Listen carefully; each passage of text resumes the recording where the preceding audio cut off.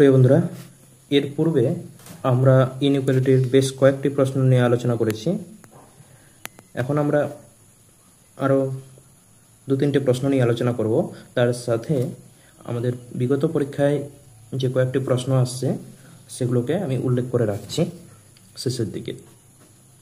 তো এখানে একটি প্রশ্ন দেখা যাচ্ছে যেখানে আমাদের জিজ্ঞাসা হচ্ছে a1/a2 plus a2/a3 plus an/a1 এটার মিনিমাম ভ্যালু কি হবে। তো এই প্রশ্নটাকে সমাধান করার জন্য আমাদের যে পদ্ধতি অবলম্বন করতে হবে সেটা কি, applying am greater than equal two gm। তো আমি সলিউশনটা দেখে দিচ্ছি যে কীভাবে সমাধান করব। Applying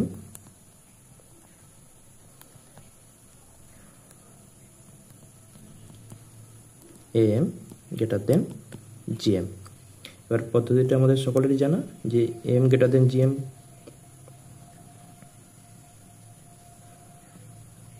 a1/a2 plus a2/a3 plus an/a1 কতগুলো টার্ম আছে, n সংখ্যক টার্ম আছে, greater than a1/a2 into a2/a3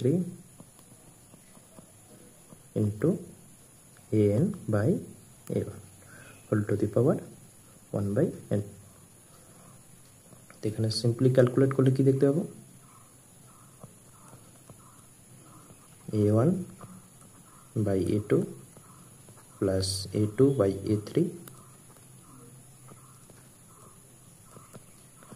plus an/a1 greater than equal two কি হয়ে যাবে আমাদের n। তো আমরা আমাদের কোন অপশনটা কারেক্ট হবে, অপশন এ হচ্ছে আমাদের কাছে কারেক্ট অ্যান্সার। ঠিক এভাবেই আমরা একটা পরবর্তী প্রশ্ন দেখে নিই। এইরকম প্রশ্ন আমরা অনেকবার করেছি এবং এই টাইপেরই প্রশ্ন সাধারণত পরীক্ষায় আসে। তো সেখানে আমি শিখেছিলাম যে সাবস্টিটিউশন বা যে কোনো একটা ভ্যালু ভেবে নেওয়া, যে ভ্যালুগুলো গিভেন কন্ডিশনটাকে স্যাটিসফাই করছে। তো এখানে আমরা দেখতে পাচ্ছি যে এরকম দেওয়া আছে যে ab²c³। তো এখানে আমরা কিছু ওয়েটেড মিন লাগিয়ে কোশ্চেনটাকে সলভ করব। তো a+b+c+3 দেওয়া আছে, তো জাস্ট এখানেও am গ্রেটার দেন gm করব।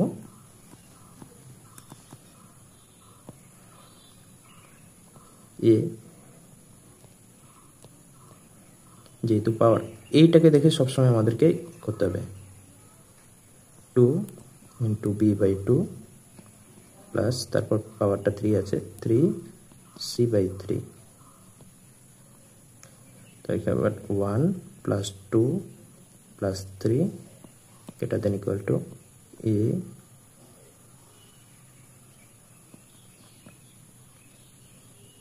b/2 পাওয়ারগুলোকে ওইদিকে চলে যাচ্ছে, হ্যাঁ, c/3 পাওয়ার 3, এবার হোল টু দি পাওয়ার কি হয়ে যাবে 1/5। 1 প্লাস 2 প্লাস 3 সরি 6 হয়ে যাবে।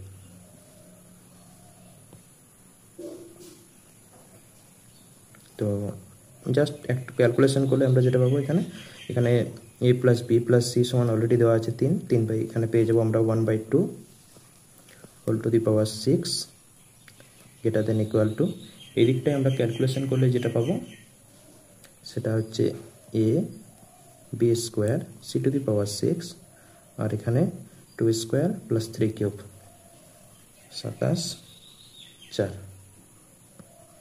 108।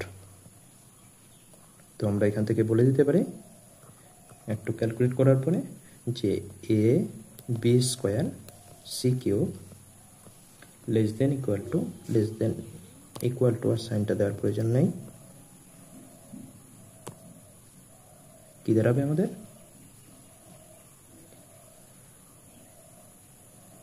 108/64 ক্যালকুলেট করলে যেটুকু দাঁড়াবে 27/16। তো এই 4টি কোশ্চেনই বিগত পরীক্ষায় এসছে। এখানে আমি দুটো রেজাল্ট লিখে রাখছি, যে রেজাল্টগুলো আমাদের পরীক্ষায় এসছে, এবং আমি অ্যান্সারগুলো লিখে রাখছি।